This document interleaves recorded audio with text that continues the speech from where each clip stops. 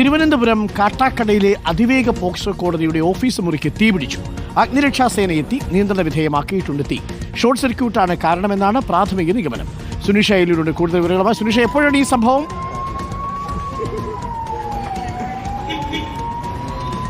അരുൺ, അല്പസമയം മുമ്പാണ് ഈ പോക്സോ കോടതിയുടെ ഓഫീസ് മുറിക്ക് തീ പിടിക്കുന്നത്. അതായത് KSRTC കാട്ടാക്കട KSRTC സമീപമുള്ള 3 നില കെട്ടിടത്തിന്റെ ഏറ്റവും മുകളിലാണ് ഈ ഓഫീസ് പ്രവർത്തിക്കുന്നത്. ഈ ഓഫീസിലാണ് തീ പിടിച്ചിരിക്കുന്നത്.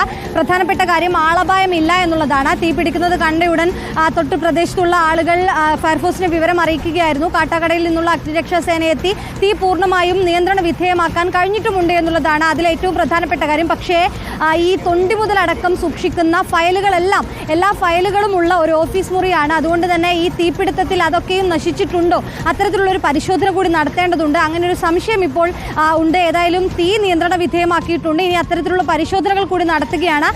അതാണ് നിലവിൽ ചെയ്യുന്നത്. ഏതായാലും ആളപായമില്ല എന്നുള്ളതാണ് ആശ്വാസകരമാകുന്ന കാര്യം. അരുൺ, നിലവിൽ സുനിഷ, ഈ ഡോക്യുമെന്റുകളുള്ള ഭാഗത്താണോ തീ പിടിച്ചത്?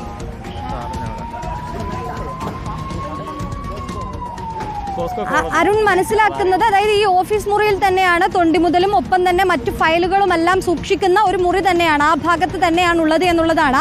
പക്ഷേ എത്രത്തോളം തീപിടുത്തം ഉണ്ടായപ്പോൾ തന്നെ ഫയർഫോഴ്സ് എത്തി ഈ തീ അണക്കുന്ന പ്രവർത്തനത്തിലാണ് ആദ്യം ചെയ്തത്. പക്ഷേ ഇപ്പോൾ തീ അണച്ചു കഴിഞ്ഞിട്ടുണ്ട്, നിയന്ത്രണ വിധേയമാക്കിയിട്ടുണ്ട്. ഇനി അകത്തേക്ക് കയറിയാൽ മാത്രമാണ് ഏത് ഭാഗത്ത് നിന്നാണ് തീ പടർന്നത് എന്നതടക്കമുള്ള കാര്യങ്ങളിലൊരു വ്യക്തത വരികയുള്ളൂ. നിലവിൽ മനസ്സിലാക്കുന്നത് ആളൊന്നും തന്നെ ഈ ഓഫീസിൽ ഉണ്ടായിരുന്നില്ല. പക്ഷേ ഷോർട്ട് സർക്യൂട്ട് ആയിരിക്കാം ഈ തീപിടുത്തത്തിന് കാരണം എന്നുള്ളതാണ്. അങ്ങനെയെങ്കിൽ ഈ ഫയലുകളിലേക്ക് തീ പടർന്നിട്ടുണ്ടോ എന്നത് തന്നെയാണ് സംശയമായി ഉയരുന്നത്. ഏതായാലും അതിനുള്ള പരിശോധന നടത്തുന്നുണ്ട്. തീ നിയന്ത്രണ വിധേയമാക്കിയതുകൊണ്ട് ഇപ്പോൾ അകത്തേക്ക് കയറാനുള്ള ശ്രമം ഏതായാലും ഫയർഫോഴ്സിന്റെ ഭാഗത്തു നിന്ന് നടക്കുന്നുണ്ട്.